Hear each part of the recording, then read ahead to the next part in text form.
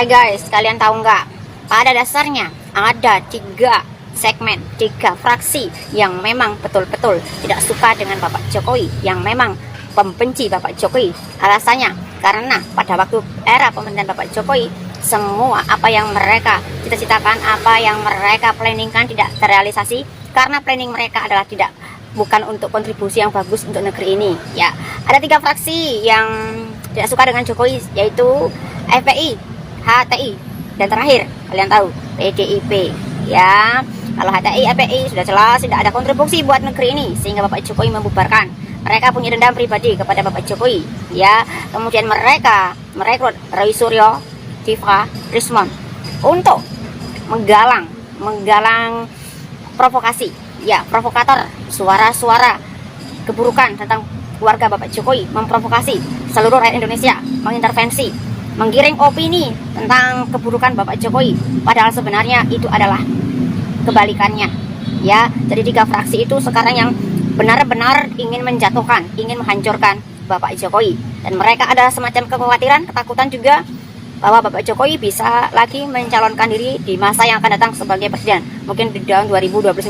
Mereka sangat takut karena mereka di dalam 3 fraksi itu ada manusia-manusia jahat yang tidak untuk memberikan kontribusi yang baik untuk negeri ini, malah justru memberikan kontribusi yang buruk untuk negeri ini. Ya, mereka yang pada waktu era masa jabatan Bapak Jokowi, yang mungkin beberapa oknum lagi yang menunggangi, ya, ada beberapa oknum lagi yang membonceng selain 3 fraksi itu, banyak oknum-oknum yang memboncengi di belakangnya, yaitu orang-orang yang pada masa pemerintahnya Bapak Jokowi korupsi, tidak ditangkap atau sudah dijegal oleh Bapak Jokowi. Pada waktu itu mungkin korupsi atau kepentingannya tidak terrealisasikan, kemudian mereka dendam sampai sekarang. Itulah manusia-manusia yang terus-menerus menyuarakan keburukan tentang Bapak Jokowi sampai saat ini. Manusia-manusia yang sama sekali tidak suka, bahkan ingin menghancurkan baik di sisi karirnya Bapak Jokowi maupun kepribadian, maupun sisi sisi privasinya Bapak Jokowi. Ya, mereka terus-menerus mengintervensi rakyat Indonesia, menggiring opini bahwa Bapak Jokowi adalah manusia yang terburuk di Indonesia. Padahal kebalikannya, yang sebenarnya adalah Bapak Jokowi adalah presiden yang terbaik